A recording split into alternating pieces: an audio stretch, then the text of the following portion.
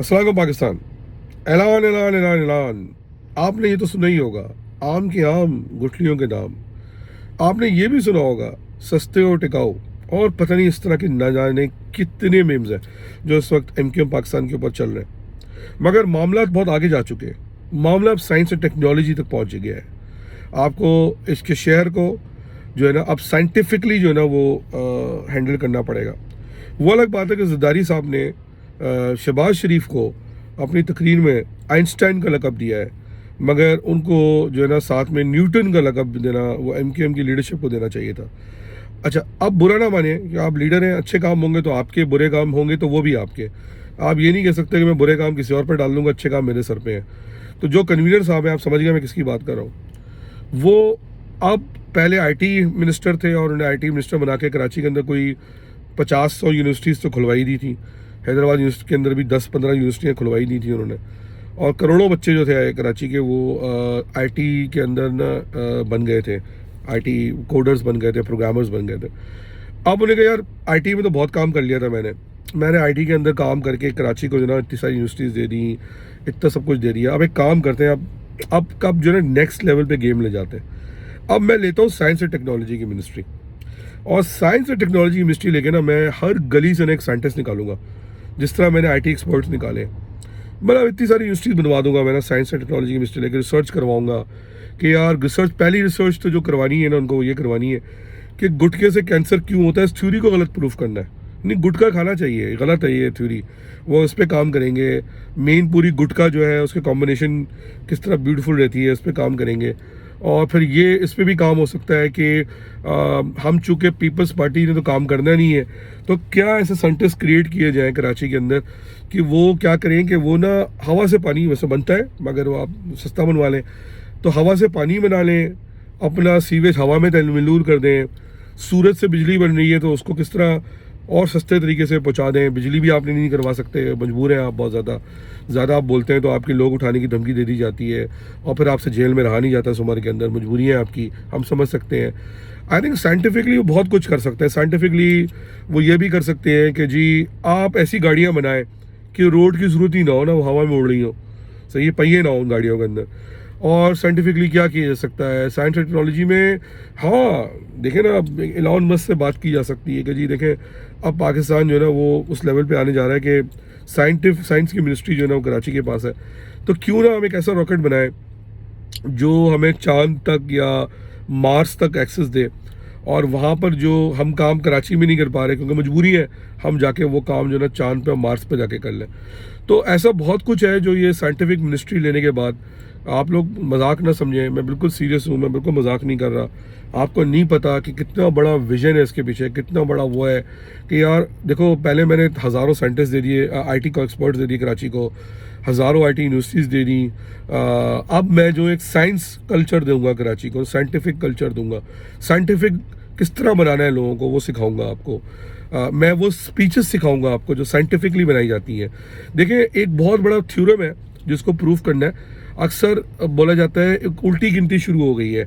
अब हम ये इस्टेब्लिश करेंगे कि जिसकी उल्टी गिनती शुरू होती है वो आप पे पर क्यों गिर जाती है। ये एक थ्योरम है जो प्रूफ होगा और इस पर रिसर्च होगी कि उल्टी गिनती आप पे कैसे आ जाती है।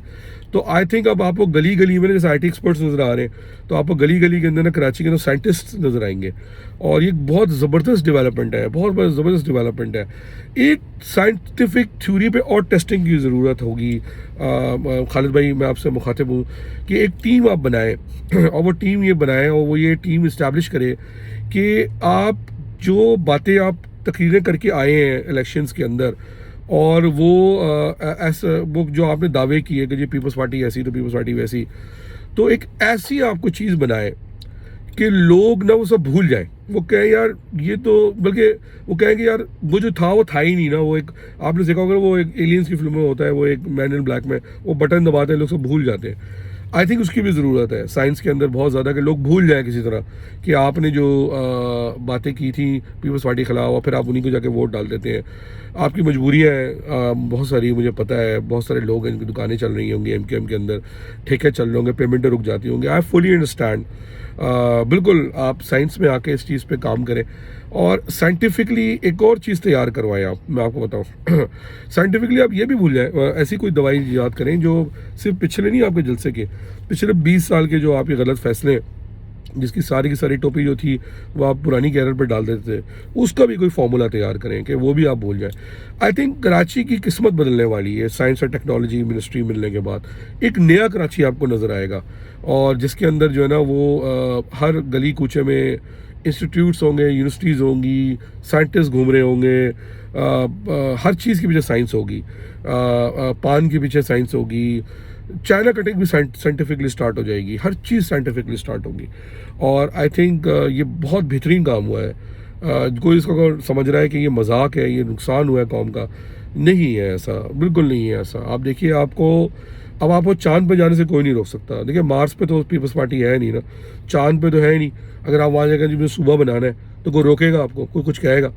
और साइंस से आप पहुँचेंगे कैसे वहाँ पे?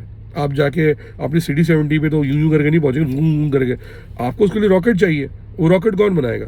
साइंस एंड टेक्नोलॉजी मिनिस्ट्री बनाएगी, सही है ना। और वो कौन का हेड कौन है? खालिद भाई हैं। तो देखिए बहुत ज़बरदस्त मिनिस्ट्री मिली है आपको और आई थिंक इस मिनिस्ट्री के बाद आपकी ज़िंदगी तब्दील हो जाएगी, ज़िंदगी तब्दील हो जाएगी। देखिए रोज़गार मिलेगा जब आप साइंटिस्ट बन जाएंगे। आपके ना हवा से रोटियां प्रोड्यूस होंगी आपके यहाँ। आप देखिएगा, बस सोचेंगे मैं रोटी है, वह यूं करे पहुंच जाएगी आपको, ठीक है ना। तो और अच्छा, और आप ये देखिए आपके बच्चों को ना स्कूल कॉलेज जाने की ज़रूरत ही नहीं होगी। वो साइंटिफिकली डिग्री प्रिंट हो गए, उनकी चिप बन गई ना, वो चिप बना रहे हैं, मैंने सुना है। वो एक चिप बनाएंगे, वो चिप लगा देंगे कि वो आपको स्कूल जाने की ज़रूरत है, वो चिप जो है ना वो आपको तालीम दिलवा देगी। तो बहुत ज़बरदस्त ये काम हुआ है और इलाज की भी ज़रूरत नहीं पड़ेगी, ठीक है ना। साइंटिफिकली आपका इलाज होगा और वो साइंटिफिकली इतना ज़बरदस्त इलाज होगा कि उसमें एक नई उन्होंने एक दरियाफ्त करेंगे, जहाँ तक मुझे पता चला है। जो प्लान है, देखिए प्लान्स बहुत अच्छे हैं इनका एक प्लान ये है कि एक ऐसी एक दवाई ईजाद करेंगे कि आप अगर कभी कुछ कहेंगे ना कि आपने ये किया, आपको ऐसा पेट में दर्द होगा, ऐसा पेट में दर्द होगा, आपकी बंद हो जाएगी और फिर आप जरा कुछ भी नहीं करा मांगेंगे इनसे। तो आई थिंक और खालिद मकबूल से बेहतर आदमी कौन है एमकेएम के अंदर जो साइंटिस्ट बनने के काबिल है, जो साइंस टेक्नोलॉजी को लीड कर सकता है? डॉक्टर है भाई। अच्छा वो अलग बात है, हम आज तक समझते आए थे कि वो इंसानों के डॉक्टर हैं, मगर वो दिल के डॉक्टर हैं यार। आप देखिए अब वो साइंस के डॉक्टर हैं, बनेंगे, PhD बन जाएंगे। मैं कहता हूँ उनको ऑनररी PhD की डिग्री होनी चाहिए।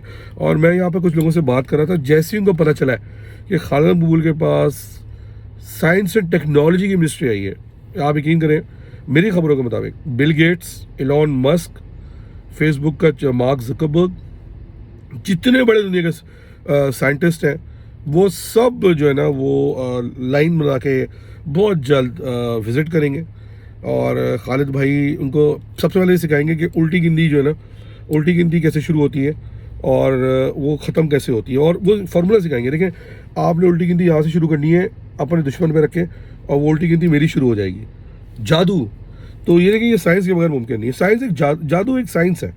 और किस तरह देखिए ना, ये भी साइंस ही है ना एक तरह की। देखिए आप कहते हैं वो साइंटिस्ट नहीं है, और भाई वो साइंटिस्ट ही तो है।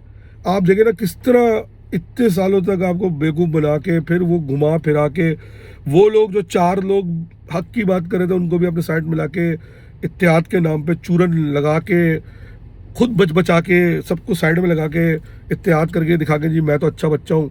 ऐसी साइंस लगाई है कि मतलब आई थिंक लोग गलत बोलते हैं कि एक ज़रदारी सब पे भारी।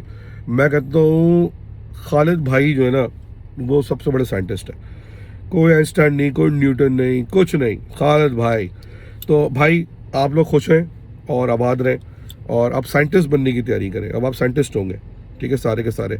और कराची को जो बिल्कुल कोई मसला नहीं होगा अब आपको।